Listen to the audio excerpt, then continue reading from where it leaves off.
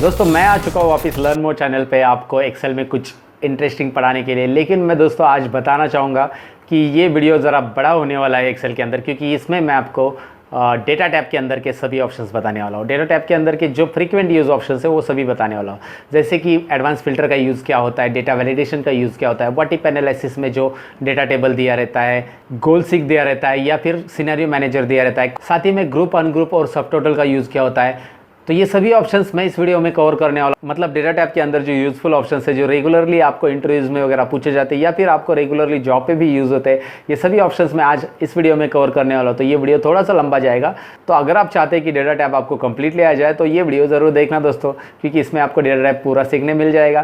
तो चलिए शुरू करते हैं इस टॉपिक को। Let's begin to learn this. तो दोस्तों मैंने यहाँ पे पहले से बहुत सारी शीट्स बना के रखी है, जैसे आप नीचे बॉटम में देख सकते हैं subtotal, group ungroup, scenario manager, goal seek, PMT, data table, ऐसी सभी शीट्स बना के रखी है जो कि आपको इस डेटा टैब के अंदर आने वाले ऑप्शंस के ऊपर प्रैक्टिस कराऊंगा मैं इससे। तो सबसे पहले तो डेटा टैब में हम लोग एंडिंग से चालू करने वाले सब टोटल ऑप्शन से दोस्तों। तो सब टोटल ऑप्शन यहाँ पे आपको क्लियरली दिखाई दे रहा है।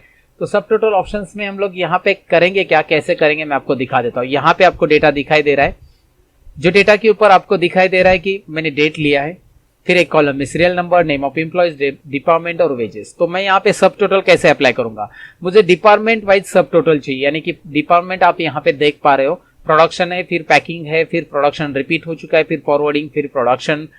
तो यहाँ पे रिपीटेड डिपार्टमेंट है, तो मैं प्रोडक्शन डिपार्टमेंट की वेजेस, मतलब तो प्रोडक्शन डिपार्टमेंट को टोटल वेजेस मैंने कितने पे किए, पैकिंग डिपार्टमेंट को, फिर फॉरवर्डिंग डिपार्टमेंट को। तो ऐसा एक छोटा सा डेटा मैंने लिया है जो कि आपको यहाँ पे समझ में आएगा। तो सबसे पहले करना क्या है, इस डेटा को करना है सॉर्ट दोस्तों। तो इसके लिए मैं सिर्फ सॉर्ट कैसे करूंगा मैं आपको बता देता हूँ। नेम ऑफ डिपार्टमेंट को मैं सिलेक्ट करूंगा और इसी को मैं असेंडिंग या डिसेंडिंग दोनों में से एक डेटा टैब में से सॉर्ट करूंगा। यहाँ पे आपको असेंडिंग या डिसेंडिंग में से एक सॉर्ट लेना है। तो मैं यहाँ पे कर रहा हूँ एक्सपांड सिलेक्शन और यहाँ पे मैं सॉर्ट कर रहा हूँ। जी हाँ, ये सॉर्ट होगा और ये सॉर्ट किस तरह से होगा आपको दिखाई देगा। फॉरवर्डिंग डिपार्टमेंट एक लाइन में, पैकिंग डिपार्टमेंट, प्रोडक्शन डिपार्टमेंट। अगर आप डिसेंडिंग करते हो तो प्रोडक्शन ऊपर आ जाता और पैकिंग नीचे आ जाता, फॉरवर्डिंग नीचे आ जाता दोस्तों। तो ये यहाँ पे समझ में आया होगा। फिर मैं यहाँ पे इसे सिलेक्ट करूंगा। अब मैं इसकी सब टोटल करके दिखा देता हूँ। तो सबसे पहले आपको करना है सब टोटल पे क्लिक। जैसे सब टोटल पे क्लिक करोगे वैसे आएगा एक डायलॉग बॉक्स दोस्तों। ये डायलॉग बॉक्स आपको यहाँ पे क्लियरली दिखाई दे रहा है, जिसमें आपको सबसे एट ईच चेंज आ रहा है सबसे पहले। तो एट ईच चेंज में आप यहाँ पे क्लिक करोगे डिपार्टमेंट, क्योंकि डिपार्टमेंट चेंज होने के बाद मुझे करनी है उसकी सम। तो सम के अलावा आप क्या क्या कर सकते हैं मैं आपको यहाँ पे दिखा देता हूँ। सम के अलावा आप काउंट ले सकते हैं, एवरेज ले सकते हैं, मैक्स ले सकते हैं, मीन ले सकते हैं। इसमें से कोई भी एक ऑप्शन आप ले सकते हैं जिसका आप जो रिपोर्ट आप यहाँ पे व्यू करना चाहते हैं। मैं टोटल करना चाहता हूँ तो टोटल, और टोटल किसकी करना चाहता हूँ वो की वेजेस की, तो वेजेस यहाँ पे चेक है ऑलरेडी। तो चलिए ये सब टोटल करके देख लेते हैं। तो आपको दिख रहा है यहाँ पे दोस्तों आ चुका है, फॉरवर्डिंग की टोटल आ चुकी है, पैकिंग की टोटल आ चुकी है और प्रोडक्शन की टोटल आ चुकी है। तो यहाँ पे सब टोटल का यूज आपको समझ में आया होगा। सब टोटल जब आप करते हो तो यहाँ पे इस तरह से माइनस साइन भी आ जाता है लेफ्ट साइड में, जिससे आप माइनस करेंगे, माइनस पे क्लिक करेंगे ये साइन पे, ये डैश साइन पे, तो आपको दिखाई दे रहा है कि यहाँ पे बस आपको टोटली दिखाई देगी जो इंटरनल फॉरवर्डिंग के आइटम्स थे वो यहाँ पे हाइड हो चुके हैं। तो आप प्लस करेंगे तो यहाँ पे आपको ये एक्सप्लोर होते हुए दिखाई देगा। तो प्लस माइनस यहाँ पे कैसे करना है यहाँ पे समझ में आया होगा। तो ये सब टोटल यहाँ पे मुझे रिमूव करना है अभी। तो सब टोटल रिमूव कैसे करेंगे मैं आपको दिखा देता हूँ। यहाँ पे सब टोटल ऑप्शंस पे आपको क्लिक करना है दोबारा और यहाँ पे रिमूव ऑल ऑप्शंस पे क्लिक करना है दोस्तों। रिमूव ऑल करते ही ये सब टोटल यहाँ से हट जाएगा। तो सबसे पहला ऑप्शन डेटा टेबल का मैंने सब टोटल लिया है, जो कि एंडिंग का है, लेकिन मैंने सब टोटल से स्टार्ट किया, जिसके लिए मैंने ये सीट बनाई थी ऑलरेडी। और सब टोटल यहाँ पे आपको उम्मीद करता हूँ समझ में आया होगा। तो दोस्तों अब नेक्स्ट ऑप्शन की तरफ बढ़ते हैं। नेक्स्ट शीट हमने बनाई यहाँ पे ग्रुप एंड अनग्रुप के लिए। और डोंट वरी दोस्तों, ये शीट मैं आपको प्रैक्टिस के लिए दे दूंगा, डिस्क्रिप्शन में इसकी लिंक डाल दूंगा, जिससे आप डाउनलोड करके प्रैक्टिस कर सकते हैं। ये शीट काफी हेल्पफुल रहेगी, आपको डेटा टाइप करने की जरूरत नहीं पड़ेगी वहां पे प्रैक्टिस के लिए। तो ग्रुप अनग्रुप में करना क्या है, तो यहाँ पे मेरे पास डेटा ऑलरेडी है। तो मैं चाहता हूं इससे पहले डेटा को मैंने सपोज डेटा में मैंने एम्प्लॉय के कॉन्टैक्ट नंबर वगैरह ऐड किए हैं, एड्रेस का एक कॉलम ऐड कर देता हूँ, राइट क्लिक इंसर्ट। तो यहाँ पे एड्रेस का कॉलम मैंने ऐड कर दिया है। तो इस तरह से मेरे पास डेटा है दोस्तों। तो ये कॉन्टैक्ट नंबर और एड्रेस, ये दोनों चीजें मुझे यहाँ पे प्रिंट में नहीं लाना है या फिर नहीं दिखानी, तो मैं इसे करूंगा यहाँ पे ग्रुप। तो यहाँ पे दोस्तों ग्रुप पे क्लिक करने के बाद होता क्या है, जैसे आप ग्रुप पे क्लिक करते हो तो यहाँ पे आपको दिखाई दे रहा है ऊपर ग्रुप हो चुका है। तो इन दोनों को मैं एक साथ हाइड कर सकता हूँ, मतलब ये ग्रुप हो चुके हैं तो इसे शो भी कर सकता हूँ, हाइड भी। तो ऊपर यहाँ पे ये क्लियरली आपको टैब दिखा, मतलब एक टैब की तरह ही है ये ऑप्शंस। तो यहाँ पे क्लियरली आपको ऑप्शंस दिखाई देता है कि जिससे आप इस ग्रुप को इस तरह से हाइड, अगर हाइड कर देते इस दोनों कॉलम पे एक साथ, तो आप प्रिंट में देखेंगे तो ये दोनों कॉलम प्रिंट में यहाँ पे नहीं आते, तो आपको ऐसे प्रिंट में 2 कॉलम नहीं चाहिए तो आप इस तरह से इसे हाइड रख सकते हैं। तो जैसे एम्प्लॉय की डिटेल्स वगैरह है, जो कॉलम्स आपको ज़्यादा इंपॉर्टेंट या रेगुलरली यूज नहीं करने, उनको ग्रुप करके आप ऐसे हाइड कर सकते हैं और फिर से उसे सिलेक्ट करके यहाँ पे जाकर आप उसे अनग्रुप कर सकते हैं दोस्तों। तो ये था दोस्तों ग्रुप और अनग्रुप करना, कैसे समझ में आया होगा आपको अभी। तो नेक्स्ट ऑप्शन की तरफ बढ़ रहे हैं। नेक्स्ट टैब हमारे पास है सिनेरियो मैनेजर, मतलब नेक्स्ट सीट में हमारे सिनेरियो मैनेजर ऑप्शन है। तो सिनेरियो मैनेजर करते कैसे हैं, तो अब इस सिनेरियो मैनेजर में हम करने क्या वाले हैं दोस्तों, ये मैं आपको बता देता हूँ। सिनेरियो मैनेजर होता क्या है, पहले तो मैं इस परसेंटेज को डिलीट कर देता हूँ और एग्जिस्टिंग सिनेरियो मैनेजर मैंने जो अप्लाई किया वो भी रिमूव कर देता हूँ। तो यहाँ पे व्हाट इफ एनालिसिस के अंदर ये सिनेरियो मैनेजर पहला ऑप्शन है, ऊपर दिखाई दे रहा है आपको सिनेरियो मैनेजर ऑप्शन। तो सिनेरियो मैनेजर पे क्लिक करने के बाद यहाँ पे पहले मैंने कुछ रखा है, वो सिनेरियोज मैं यहाँ पे डिलीट कर देता हूँ। तो मैं आपको बताना चाहूंगा कि यहाँ पे तो मैंने बस 3 ही एग्जाम्पल लिए, लेकिन सपोज आपके पास ऐसे एरियाज है कुछ, जैसे कि कैटेगरीज दी है यहाँ पे, rural area, then semi urban and urban area. तो यहाँ पे जो रेट रहते हैं, जैसे बाइक लोन लोगे या गोल्ड लोन लोगे या फिर कोई भी लोन आप यहाँ पे लेते हो, तो उसके लिए क्या रेट रहते हैं वो हमें यहाँ पे डिफाइन करने हैं। तो कैसे, मैं आपको बता देता हूँ। इस सबको सिलेक्ट कर लेना है यहाँ पे और यहाँ पे व्हाट इफ एनालिसिस के अंदर सिनेरियो मैनेजर पे आपको पहले क्लिक कर देना है। तो यहाँ पे सिनेरियो मैनेजर पे क्लिक करने के बाद ऐड ऑप्शन आ जाता है इस डायलॉग बॉक्स में आपको, और ऐड पे पहले क्लिक कर देंगे दोस्तों। तो इस पे क्लिक करने के बाद दोस्तों मैं आपको बताऊंगा कि सबसे पहले मैं लिखना चाहता हूँ कि rate for personal loan. So rate for personal loan के लिए क्या रेट है, ओके करेंगे हम लोग यहाँ पे, और यहाँ पे भी टाइटल हम लोग लेंगे रेट फॉर पर्सनल लोन। यहाँ पे हम लोग डिफाइन करेंगे, सपोज पर्सनल लोन के लिए यहाँ पे रूरल एरिया में 12% है, यहाँ पे 14% है और यहाँ पे 16% है। तो ये इंटरेस्ट रेट अवेलेबल है और मैं यहाँ पे ऐड बटन पे क्लिक कर दूंगा। दूसरा यहाँ पे रेट फॉर होम लोन। तो इस तरह से दूसरा सिनेरियो मैं यहाँ पे ऐड कर रहा हूँ दोस्तों, जिसमें मैं होम लोन के बारे में यहाँ पे डिटेल ऐड करूंगा कि होम लोन का रेट क्या है। यहाँ पे 9% है, यहाँ पे 10% है और यहाँ पे 12% है। तो इस तरह से आप सिनेरियो ऐड कर सकते हैं। बहुत सारे कॉलम्स, बहुत सारे कैटेगरीज के लिए भी हो सकता है। यहाँ पे मैंने 3 ही कैटेगरीज ले लिया और ओके ऐड करके आप और भी ऐड कर सकते हैं। फिलहाल मैं ओके कर रहा हूँ और यहाँ पे आपको दिखाई देगा, जैसे मैं rate for personal loan apply करना चाहता हूँ तो यहाँ पे मैं शो पे क्लिक करूंगा तो यहाँ पे शो होगा, और जैसे मैं होम लोन के लिए क्लिक करूंगा शो, तो होम लोन के लिए यहाँ पे रेट शो हो रहा है दोस्तों। तो आपको ये समझ में आया होगा कि यहाँ पे आप सिनेरियोस क्रिएट कर सकते हैं और भी सिनेरियो ऐड करना है ऐड कर सकते हैं, डिलीट एडिट भी कर सकते हैं। या फिर मैं यहाँ पे समरी पे क्लिक करता हूँ दोस्तों। तो समरी में क्या होता है, नई शीट में, मतलब नई शीट यहाँ पे जनरेट होगी, ओके करूंगा मैं। नई शीट में यहाँ पे वो दिखाई देगा rate for personal home loan, rate for home loan currently apply है तो वही दिखाई देगा, करंट वैल्यूज कौन सी है। तो यहाँ पे सब आपको यहाँ पे क्लियरली दिखाई दे रहा है। सिनेरियो मैनेजर, सो सिनेरियो मैनेजर एक ऐसा कंसेप्ट है जहां पे आप एक ही वैल्यूज, एक ही कॉलम में अलग अलग कैटेगरी के लिए डिफरेंट वैल्यूज अप्लाई करके रख सकते हैं। जो चाहिए वो वैल्यूज आप बाद में शो कर सकते हैं और इसके ऊपर कैलकुलेशन भी डिपेंड कर सकते हैं। मतलब आगे कैलकुलेशन भी यहाँ पे करेंगे तो रेट चेंज होते, आगे कैलकुलेशन भी ऑटोमेटिक चेंज होते जाएंगे दोस्तों। तो ये सिनेरियो मैनेजर जो कि व्हाट इफ एनालिसिस का यहाँ पे पहला ऑप्शन था। इसके बाद आ रहा है गोल सीक। तो गोल सीक के लिए मैंने बनाई है ऑलरेडी एक शीट, लेकिन इस गोल सीक में मैं आपको बताऊं कि गोल सीक के अंदर हमें पीएमटी यूज करना है। तो पीएमटी पहले क्या होता है इस शीट में मैं आपको समझा देता हूं। पीएमटी यानी कि ईएमआई निकालना दोस्तों। तो ईएमआई कैसे निकालेंगे, सपोज आप 10% के हिसाब से आप एक लोन लेते हो 5 लाख रुपए और जिसका पीरियड है 10 साल यानी कि 120 मंथ्स में अगर लेंगे तो 120, 10 साल यानी कि 120 मंथ्स दोस्तों। तो यहाँ पे मैं ईएमआई अगर कैलकुलेट करना चाहता हूँ तो मैं पीएमटी यूज करूंगा। हालांकि पीएमटी की वीडियोस मेरे चैनल पे ऑलरेडी है दोस्तों, तो आपने देखे होंगे उम्मीद करता हूँ। नहीं तो यहाँ पे देख लो, पीएमटी इस तरह से दिखाया जाता है। यहाँ पे पीएमटी फॉर्मूला देने के बाद रेट डिवाइड बाय 12 करेंगे और कॉमा करेंगे। अब रेट को 12 से डिवाइड करना, इसका रीजन ये है कि वो एनुअल रेट है तो मंथली हमें ईएमआई निकालना है, तो इसलिए रेट डिवाइड बाय 12 होगा। एन पर एन नंबर ऑफ पीरियड यहाँ पे आएगा 120 जो हाईलाइट कर दिखाई दे रहा है आपको। 120 पे मैंने यहाँ पे क्लिक किया है तो 120 मंथ्स है, N number of period, N per मतलब एन नंबर ऑफ पीरियड होता है। कॉमा देखें, यहाँ पे हम पीवी लेंगे। पीवी मीन्स प्रेजेंट वैल्यू या फिर प्रिंसिपल वैल्यू। तो प्रिंसिपल लोन की वैल्यू हम माइनस में लेंगे क्योंकि आंसर वहाँ पे निगेटिव में आता है। अगर ये माइनस साइन में हटाऊंगा तो आंसर रेड में आ जाएगा, इसलिए मैंने माइनस साइन पहले से दे दिया है। तो यहाँ पे ये आंसर आ जाएगा कि ईएमआई क्या भरना है उसको। तो ये ईएमआई है उसका। तो टोटल 2 पे अगर निकालना है आपको ऐसे भी 6000 वो ईएमआई भरता है 120 मंथ्स 6600, तो टोटल 7,92,000 जाएंगे 10 साल में उसका, क्योंकि इतना इंटरेस्ट उसको चार्ज हो जाएगा। तो इंटरेस्ट कितना चार्ज होगा अगर निकालना है फिर दोस्तों D6 को माइनस करना है। मतलब D6 यानी कि ये वाली इंटरेस्ट, जो इंटरेस्ट ऐड करके जो अमाउंट आई है, और D6 माइनस हो जाएगा ये जो आपने प्रिंसिपल अमाउंट लिया था, तो इतना इंटरेस्ट यहाँ पे चार्ज होगा। तो ये जनरली पीएमटी मुझे बताना है। पीएमटी यानी पेमेंट टर्म्स कि मंथली आपको ईएमआई क्या भरना पड़ेगा अगर आप ऐसा लोन लेते हो, इतने इंटरेस्ट, इतना प्रिंसिपल अमाउंट, इतना ये। अगर ये इस तरह से कैलकुलेशन है तो अभी गोलसीक कैसे यूज करेंगे मैं आपको बता देता हूँ। गोलसीक यानी कि मेरे पास अब मुझे ये लोन अमाउंट जो है वो पता नहीं है, लेकिन मुझे यहाँ पे फॉर्मूला मैंने दे के रखा है। अगर लोन अमाउंट 0 है तो ऑटोमेटिकली यहाँ पे पीएमटी भी 0 आने वाला है। ईएमआई का फॉर्मूला तो मैंने दे दिया है जो फॉर्मूला था वो, लेकिन मैं चाहता हूँ कि मैं यहाँ पे सपोज मैं 10,000 भर सकता हूँ। मेरे को पता है ईएमआई कितना भर सकता हूँ मैं, पीएमटी यानी ईएमआई कितना भर सकता हूँ मुझे पता है। तो मैं यहाँ पे 10,000 भर सकता हूँ पर मंथ, तो मुझे कितना लोन मिलेगा ये मुझे निकालना है। तो मुझे रिवर्स कैलकुलेशन बनाना है, लेकिन मैं 10,000 यहाँ पे अगर डायरेक्ट टाइप करूंगा तो पॉसिबल नहीं है, क्योंकि यहाँ पे तो फॉर्मूला है। तो फॉर्मूला के अंदर अगर वैल्यू टाइप करनी है तो आपको हेल्प लेना है गोलसीक का। तो देखिए कैसे, तो यहाँ पे गोलसीक पे दोस्तों मैं क्लिक कर रहा हूँ, दिखाई दे रहा है गोलसीक आपको। क्लिक करने के बाद आएगा एक डायलॉग बॉक्स जो कि आ चुका है। तो यहाँ पे सिलेक्ट होना चाहिए यही वैल्यू। जी हाँ, सेट सेल में रहेगा B5। टू वैल्यू में क्या रहेगा, चलिए मैं आपको बता देता हूँ। टू वैल्यू में रहेगा ये कितना ईएमआई रखना है आपको, मतलब आपको 10,000 ईएमआई आप भर सकते हैं, तो आपको कितना लोन मिलेगा बाय चेंजिंग सेल। तो अभी ये क्लिक करो।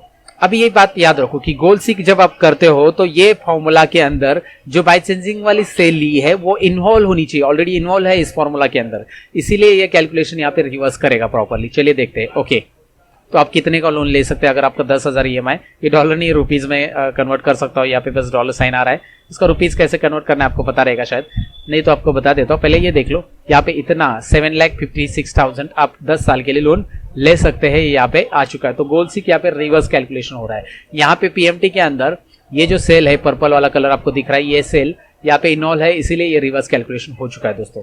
अब यहाँ पे रुपीज साइन कैसे अप्लाई करना है मैंने बोला था, तो आप Ctrl+1 बटन प्रेस करोगे जो कि फॉर्मेट सेल का टैब आ जाता है। तो इस फॉर्मेट सेल के टैब में यहाँ पे आप सिलेक्ट करोगे, यहाँ पे आप क्लिक करोगे और यहाँ पे स्क्रॉल करोगे फॉर्मेट सेल के टैब में।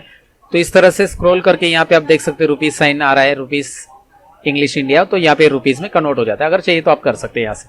तो ये यहाँ पे गोलसीक समझ में आएगा उम्मीद करता हूँ। और ये गोलसीक होता है एक रिवर्स कैलकुलेशन दोस्तों, एक डेटा किस तरह से रिवर्स कैलकुलेशन कर रहा है ये आपको यहाँ पे समझ में आ रहा है। तो दोस्तों गोलसीक के बाद अभी डेटा टैब क्या होता है देखते हैं हम लोग। गोलसीक के बाद डेटा टैब कैसे यूज करना है वो भी हम देखेंगे। तो यहाँ पे डेटा टैब के लिए ऑलरेडी शीट मैंने ले ली है, तो मैं आपको बताऊं कि यहाँ पे भी मैंने पीएमटी कैलकुलेट कर लिया है। तो आपको दिखाई दे रहा है पीएमटी यानी ईएमआई कैलकुलेट यहाँ पे कर लिया मैंने, लेकिन मेरा जो पीएमटी आ रहा है इसके अकॉर्डिंग आ रहा है। मतलब इंटरेस्ट रेट यहाँ पे 10% है, जो लोन अमाउंट है 5 लाख है और पीरियड है 10 ईयर्स। तो मैं चाहता हूं कि 1 साल के लिए अगर मैं लोन लेता हूं, 2 साल के लिए, 3 साल के लिए, तो मैंने यहाँ पे पीरियड्स ईयर्स में मतलब मंथ्स में लिखा है। तो यहाँ पे अलग अलग ईयर्स यहाँ पे मैंने ले लिए कॉलम्स के अंदर, इस तरह से वैल्यू दिखाई दे रही है।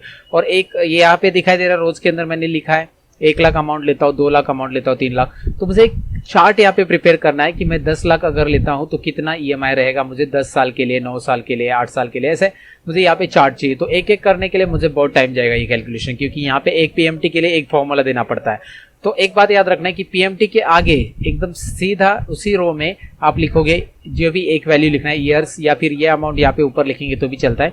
और यहाँ पे मैंने अमाउंट लिख दिया एक सीधी, तो वर्टिकल में यहाँ पे एक अमाउंट रहनी चाहिए जो इस फॉर्मूला में इन्वॉल्व है, यहाँ पे मतलब इस फॉर्मूला में इन्वॉल्व है, और हॉरिजॉन्टल एक अमाउंट रहनी चाहिए। तो यहाँ पे दोनों भी यहाँ पे लिया है मैंने, एक वैल्यू यहाँ पे, एक वैल्यू यहाँ पे। तो अब मैं इसे लेकर ऐसा सिलेक्ट करूंगा तो डेटा टेबल कैसे काम करेगा आपको मैं दिखाता हूँ दोस्तों। तो ऐसे सिलेक्ट किया है मैंने पूरा डेटा दोस्तों। तो यहाँ पे व्हाट इफ एनालिसिस ऊपर आपको दिखाई दे रहा है। व्हाट इफ एनालिसिस के अंदर ये तीसरा ऑप्शन जो हम लोग अभी देख रहे हैं डेटा टेबल।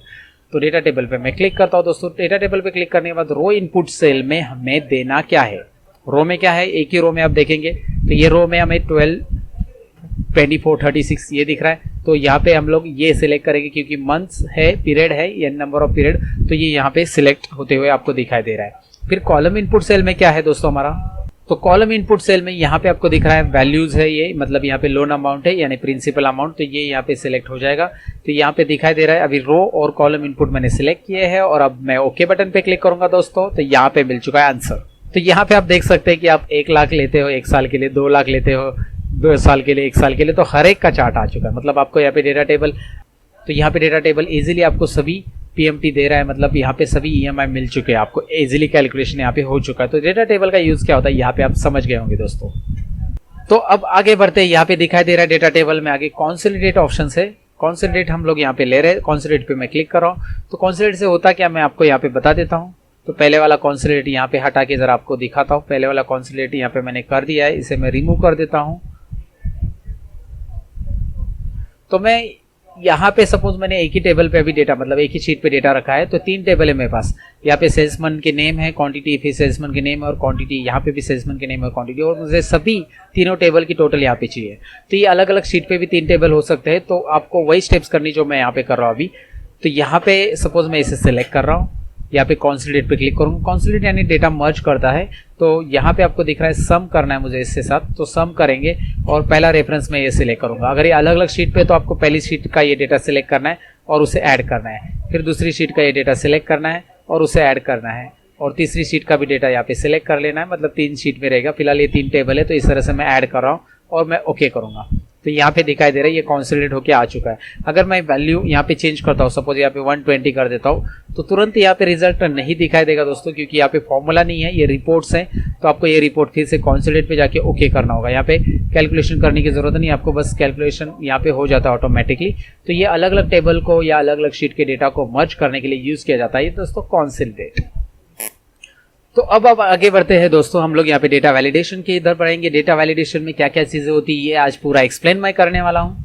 डेटा वैलिडेशन में data validation circle, invalid data और क्लियर इनवैलिड सर्कल्स, ये क्या होता है ये सब हम देखेंगे। तो सबसे पहले तो डेटा वैलिडेशन अच्छे से सीख लेते हैं। तो मैं आपको बताऊं कि डेटा वैलिडेशन, यहाँ पे डेटा वैलिडेशन से हम लोग लिस्ट तैयार कर सकते हैं, कॉन्टैक्ट नंबर के लिए रिस्ट्रिक्शन दे सकते हैं, हम मिनिमम मैक्सिमम के लिए भी रिस्ट्रिक्शन दे सकते हैं। तो ये कैसा होता है मैं आपको दिखा देता हूँ। तो मैं चाहता हूँ कि यहाँ पे 10 डिजिट ही कॉन्टैक्ट नंबर एंटर हो जाए, 10 से ज्यादा 11 या फिर 9 एंटर करूंगा 10 से कम, तो ये यहाँ पे एक्सेप्टेबल नहीं होगा। तो मैं इस कॉलम पे पहले सिलेक्ट करूंगा जिसमें कॉन्टैक्ट नंबर मुझे एंटर करने। डेटा वैलिडेशंस पे क्लिक करता हूँ, यहाँ पे मैं फिलहाल यस कर देता हूँ और ये डेटा वैलिडेशन पहले का क्लियर कर देता हूँ। अब आपको पहले जो मैंने डेटा वैलिडेशन अप्लाई किया था मैंने क्लियर कर दिया। अब मैं आपको दिखाने वाला हूँ कि मुझे यहाँ पे चाहिए टेक्स्ट लेंथ, यानी कि मैं नंबर ही इंटर करने वाला हूँ, लेकिन मैं सेट करूंगा टेक्स्ट लेंथ दोस्तों।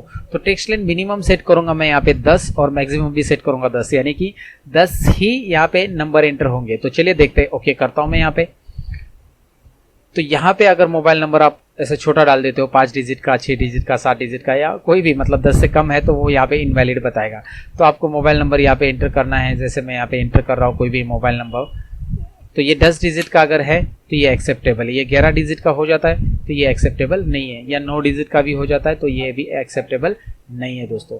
तो आपको ये समझ में आया होगा कि यहाँ पे रेस्ट्रिक्ट हो चुका है, इसकी मदद से, डेटा वैलिडेशन की मदद से यहाँ पे हमने रेस्ट्रिक्ट कर दिया है इसको। तो अब मैं चाहता हूँ कि इनपुट मैसेज भी साथ में मैं प्रिंट करूँ, तो मैं यहाँ पे इनपुट मैसेज क्या होता है मैं आपको बता देता हूँ। तो यहाँ पे इनपुट मैसेज में आएगा enter contact number, enter 10 digits only. तो यहाँ पे ये इनपुट मैसेज इस तरह से शो करेगा, मतलब जैसे आप इनपुट करने जाएंगे तो इनपुट मैसेज आपको शो करेगा कि इसमें इंटर का क्या करना है। तो डेटा वैलिडेशन में इनपुट मैसेज भी आप यहाँ से शो कर सकते हैं इस तरह से। तो इनपुट मैसेज के साथ साथ एरर अलर्ट भी है, जैसे एरर आता है तो एरर, तो यहाँ पे एरर तो आ ही जाता है। आप यहाँ पे देखेंगे तो आपको पता चलेगा एरर तो यहाँ पे बाय डिफॉल्ट आ रहा है, बट यहाँ पे आपको एरर कस्टमाइज करना है, खुद का एरर मतलब देना है। यहाँ पे एरर आप इस तरह से देना चाहते हैं, यहाँ पे आप देख सकते हैं मैंने लिखा है एरर, और यहाँ पे मैं लिख रहा हूँ please enter only 10 digit mobile number या कॉन्टैक्ट नंबर, यहाँ पे एंटर कर दो और ओके कर दो। अभी आप देख सकते हैं दोस्तों यहाँ पे मैं एंटर करता हूँ तो एरर कौन सा आ रहा है। तो ये यहाँ पे डेटा वैलिडेशन में समझ में आया होगा। तो डेटा वैलिडेशन में इतना ही नहीं है, लिस्ट भी बना सकते हैं, जैसे ये ड्रॉप डाउन लिस्ट आपको यहाँ पे दिखाई दे रही है। तो ये मैंने कैसे बनाया मैं आपको यहाँ पे बना के दिखा देता हूँ। तो सबसे पहले क्लिक करना है डेटा वैलिडेशंस पे। डेटा वैलिडेशंस पे क्लिक करने के बाद यहाँ पे सेटिंग्स में आना है। सेटिंग्स में आने के बाद यहाँ पे लिस्ट लेना है, जो आपके जूम करके मैं आपको दिखा रहा हूँ। तो मैं यहाँ पे लिस्ट ले रहा हूँ, लिस्ट में सोर्स को इसको सिलेक्ट करना है दोस्तों, और ये आप देखेंगे यहाँ पे लिस्ट बन चुकी है। तो बहुत सारे लोगों को ये आता भी है लिस्ट कैसे बनाना है, आप ये दूसरे शीट पे भी क्रिएट कर सकते हैं। आगे मैं आपको बताऊंगा मिन मैक्स कैसे होगा, मतलब यहाँ पे डेटा वैलिडेशन में जाएंगे, डेटा वैलिडेशन में तो यहाँ पे आप देख सकते हैं मैंने सिलेक्ट किया होल नंबर, मतलब आप होल नंबर अगर सिलेक्ट करते हो और मिनिमम 0 और मैक्सिमम 100 रखते हो तो इससे क्या होता है मैं आपको दिखाऊं कि 0 से कम अगर कोई निगेटिव वैल्यू इंटर करते हो तो एक्सेप्टेबल नहीं होगी, और 100 से ज़्यादा अगर कोई वैल्यू इंटर करता हो तो ये भी एक्सेप्ट नहीं होगी। तो ऐसा आप मिन मैक्स भी दे सकते हैं। तो आगे मैं बताना चाहूंगा कि डेटा वैलिडेशन से डुप्लीकेट भी रेस्ट्रिक्ट होते हैं, वो कैसे, चलिए देखते हैं। तो डुप्लीकेट यहाँ पे मैं क्लिक कर रहा हूँ, डेटा वैलिडेशंस पे क्लिक कर रहा हूँ। डेटा वैलिडेशंस पे क्लिक करने के बाद यहाँ पे ये फॉर्मूला आपको दिखाई दे रहा है, ये से मैं फिलहाल क्लियर ऑल कर देता हूँ दोस्तों, और मैं दोबारा टाइप करके दिखा देता हूँ। तो मैं क्या चाहता हूँ मैं आपको समझा देता हूँ कि मुझे इस कॉलम में डुप्लीकेट वैल्यू नहीं चाहिए। तो मैं आपको ये बताऊँ कि काउंट इफ का यूज अगर आपने सीखा होगा तो well and good. Count if में इस रेंज में अगर मैं H काउंट करता हूँ, मतलब ये H वाली वैल्यू, H1 वाली वैल्यू, तो ये आपको दिखाई देगी ये वैल्यू एक बार ही आती है, मतलब वो वैल्यू एक बार रहेगी। लेकिन वो इक्वल टू अगर वो एक बार है तो ठीक है, मतलब एक बार है तो ठीक है, लेकिन ये वैल्यूज अगर डबल आ जाती है उस कॉलम के अंदर, मतलब यहाँ पे मैं टाइप करता हूँ डुप्लीकेट वर्ड, तो डुप्लीकेट वर्ड अभी आपको दिख रहा है इस कॉलम में 2 बार है, तो यहाँ पे आपको समझ में होगा कि उस कॉलम में अगर वो वैल्यू डबल आ जाती है तो यहाँ पे वो एक से ज्यादा बढ़ जाती है। तो एक बार है तो एक्सेप्टेबल है, 2 बार है तो एक्सेप्टेबल नहीं है, मतलब एक बार है ट्रू है तो वो एक्सेप्टेबल है। तो यहाँ पे मैं आपको बता देता हूँ कि मैं इसे सिलेक्ट कर रहा हूँ, डेटा वैलिडेशन में जाऊंगा और उसके अंदर मैं यहाँ पे सिलेक्ट करूंगा कस्टम सिलेक्ट करने के बाद ये फॉर्मूला मैं यहाँ पे जरूर दे दूंगा। वो फॉर्मूला आपको देखना है, काउंटिप इज इक्वल टू काउंटिप, मतलब मैं काउंटिप करना चाहूंगा इस कॉलम को, पहले इस कॉलम को सिलेक्ट करूंगा, H कॉलम को, H कॉलम के अंदर H1 की वैल्यू, तो H1 की वैल्यूज मैं यहाँ पे सिलेक्ट करूंगा। H1 की वैल्यूज अगर जो काउंट आता है उसका तो वो 1 से इक्वल है, तो 1 से इक्वल है तो वैल्यू एक्सेप्टेबल है, मतलब ये ऐसा है तो यहाँ पे ये ट्रू है, ये वैल्यू ट्रू है तो ये वैल्यू यहाँ पे एक्सेप्टेबल है, और अदरवाइज ये रेस्ट्रिक्ट हो जाएगी। चलिए देखते हैं, ओके करते हैं।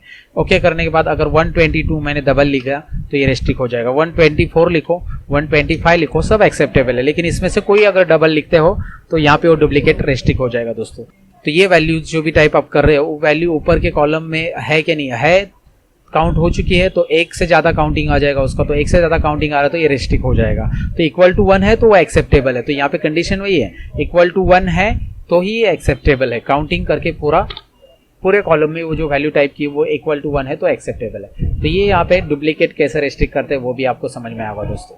सो डेटा वैलिडेशन में आगे ट्रिम देखते हैं दोस्तों। तो ट्रिम का यूज होता कैसे है, मतलब सो डेटा वैलिडेशन में आगे रिमूव स्पेस का ये कॉलम जो दिख रहा है रिमूव स्पेस, मैं आपको बताऊं कि यहाँ पे अगर आप यहाँ पे ज्यादा स्पेस दे देते, मतलब यहाँ पे NRIT कंप्यूटर लिखा और NRIT कंप्यूटर के बीच में आप देख सकते हैं ज्यादा स्पेस मैंने एंटर किया तो ये रेस्ट्रिक्ट करेगा।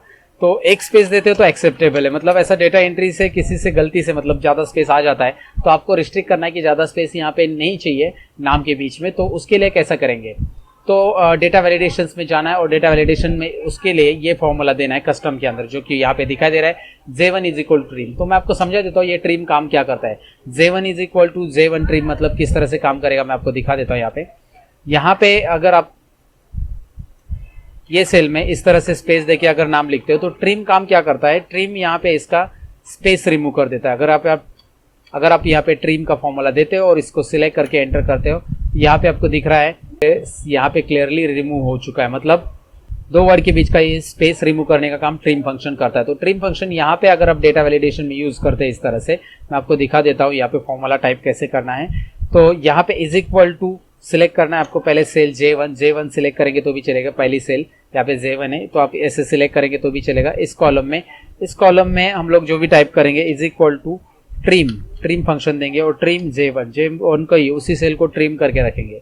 तो अगर वो ट्रिम है, ट्रिम यानी कि विदाउट स्पेस, मतलब J1 सिलेक्ट जैसे आप टाइप करोगे J1 में जो भी वर्ड वो ट्रिम हो जाएगा और विदाउट स्पेस वो इक्वल है, ट्रिम और J1 इक्वल है, मतलब ट्रिम मतलब रिमूव स्पेसेस करने के बाद, तो वहां पे एक ही स्पेस है तो इक्वल है तो ये एक्सेप्टेबल है, नहीं तो वो एक्सेप्टेबल नहीं है। ये फॉर्मूला यहाँ पे देना होता है दोस्तों। तो ये डेटा वैलिडेशन का कंप्लीटली मैंने बहुत सारा यूज बता दिया, डेटा वैलिडेशन यूज कैसे करना है। डेटा वैलिडेशन में इसमें और भी है, जैसे मैं आपको बताऊं कि इसके अंदर डेसिमल भी ले सकते हैं, मतलब 2.50 से लेकर 4.50 नंबर चाहिए आपको होल नंबर की जगह, जैसे होल में 0 to 100 ले लिया था कंप्लीट नंबर आता है, इसमें डेसिमल भी ले सकते हैं 2.50 से लेकर 4.50, तो इसके बीच का नंबर लेगा। लिस्ट तो आपको मैंने बताया, डेट ले सकते हैं आप, स्टार्ट डेट और एंड डेट यहाँ पे आप डिसाइड कर सकते हैं, या इसके अलावा और कुछ डेट के अलावा स्टार्ट टाइमिंग, टेक्स्ट लेंथ और कस्टम तो मैंने आपको बता दिया। तो इस तरह से डेटा वैलिडेशन यहाँ पे कंप्लीटली मैंने बता दिया दोस्तों, तो उम्मीद करता हूँ ये भी आपको समझा होगा। लेकिन अभी मैं आपको बताऊं कि डेटा वैलिडेशन में यहाँ पे आप देख सकते हैं सर्कल इनवैलिड डेटा और क्लियर इनवैलिड सर्कल्स क्या होते हैं, मैं आपको बता देता हूँ। तो इसके लिए बनाई अगली शीट जिस पे मैं क्लिक कर रहा हूं, तो यहाँ पे आपको दिखाई दे रहा है मैंने सपोज यहाँ पे डेटा मैंने पहले से टाइप करके रखा है, लेकिन मैं चाहता हूँ कि इसमें 0 to 100 का रिस्ट्रिक्शन में लगाऊं। तो डेटा वैलिडेशन में मैं गया और यहाँ पे मैंने लगा दिया 0 या 10 to 100 का रिस्ट्रिक्शन मैंने लगा दिया। यहाँ पे आपको दिखाई दे रहा है होल नंबर मैंने ऊपर रखा है, होल नंबर यहाँ पे रखना है, होल नंबर, और 0 या 10 जो भी है 0 to 100 मैंने रिस्ट्रिक्शन लगा दिया। तो ये नंबर का मैंने रिस्ट्रिक्शन लगा दिया, लेकिन इसमें से पहले से आप देखेंगे तो 100 से ज्यादा नंबर है, तो कौन से इनवैलिड नंबर है वो हाईलाइट करने के लिए आप सर्कल इनवैलिड डेटा कर सकते हैं। दिखाई दे रहा है हाईलाइट हो चुके, और और क्लियर वैलिडेशन सर्कल यहाँ पे ऑप्शन आता है, जिससे ये सर्कल क्लियर हो जाएंगे। तो आपको ये समझ में आएगा कि वैलिडेशन आपने अप्लाई किया और पहले से अगर कुछ इनवैलिड डेटा है उस डेटा में, तो यहाँ पे इस तरह से उसे आप हाईलाइट कर सकते हैं दोस्तों। तो डेटा वैलिडेशन में अब आगे के ऑप्शंस की तरफ जाएंगे, जिसमें हम लोग रिमूव डुप्लीकेट देखने वाले। रिमूव डुप्लीकेट होता क्या मैं आपको बताऊंगा। इस कॉलम के अंदर बहुत सारी डुप्लीकेट वैल्यूज है, तो डुप्लीकेट वैल्यूज मुझे रिमूव करनी है, तो मैं रिमूव डुप्लीकेट पे क्लिक करूंगा। तो पूछेगा कि expand the selection. Expand the selection करना है, मतलब इसके साथ साथ सामने वाला रो पूरा डिलीट करना है कि नहीं, क्योंकि मैं अगर कंटिन्यू विद सिलेक्शन करूंगा तो उसी कॉलम की ही वैल्यूज डिलीट हो जाएगी, बाकी दोनों कॉलम की वैल्यू वैसे रहेगी। इसलिए मैं एक्सपांड सिलेक्शन करता हूँ रिमूव डुप्लीकेट करने के लिए। और फिर मैं यहाँ पे आपको दिखाऊंगा एक डायलॉग बॉक्स और आ रहा है, मतलब आगे बढ़ रहा है। तो इसमें मैं किसका डुप्लीकेट निकालना चाहता हूँ उसी पे टिक रखूंगा। तो एजेंट का डुप्लीकेट निकालना चाहता हूँ, तो एजेंट ही टिक रहेगा और यहाँ पे ओके करूंगा। तो आपको दिखाई दे रहा है लोधा राज कंपनी, मोतीराम दलाल और लाला कंपनी, ये यूनिक एजेंट यहाँ पे डुप्लीकेट एजेंट सब हट गए, मतलब इसकी एक एक एंट्रीज यहाँ पे निकल गई है, जो भी डुप्लीकेट एंट्रीज है वो हट गई है और सिंगल एंट्रीज यहाँ पे रह गई है। तो रिमूव डुप्लीकेट काम क्या होता है आपको समझ में होगा। तो रिमूव डुप्लीकेट वैल्यूज निकालने के लिए, मतलब डुप्लीकेट वैल्यूज अगर आपकी इसमें है तो आप निकाल सकते हैं इसके जरिए। तो वो कैसे निकालना मैंने इसमें बता दिया है दोस्तों। अब इसमें फ्लैश फिल भी सीख लो आगे। फ्लैश फिल काम का क्या है मैं आपको बता देता हूँ। इस तरह से आपके पास डेटा है, तो मैं इसमें से नंबर अलग करना चाहता हूँ या टेक्स्ट, तो जो भी अलग करना चाहता हूँ उसको मैं कॉपी करूंगा और कॉपी करने के बाद यहाँ पे मैं पेस्ट करूंगा दोस्तों। और पेस्ट करने के बाद मैं फ्लैश फिल पे क्लिक करूंगा बस। फ्लैश फिल यानी कंट्रोल ई बटन भी आप प्रेस कर सकते हैं। यहाँ पे आप देख सकते हैं आ चुका है ये नंबर अलग सा। आप इसमें से सपोज ये इस तरह से डेटा है, इसे सिलेक्ट कीजिए, कॉपी कीजिए और पेस्ट कीजिए नंबर को सिलेक्ट करके और फ्लैश फिल पे कीजिए या फिर कंट्रोल ई बटन प्रेस कीजिए। यहाँ पे दिखाई दे रहा है आंसर आ चुका है। तो फ्लैश फिल करता क्या है आपको यहाँ पे मुझे एक्सप्लेन करने की जरूरत ही नहीं दोस्तों, ये समझ में आया होगा। अब नेक्स्ट ऑप्शन है टेक्स्ट टू कॉलम्स।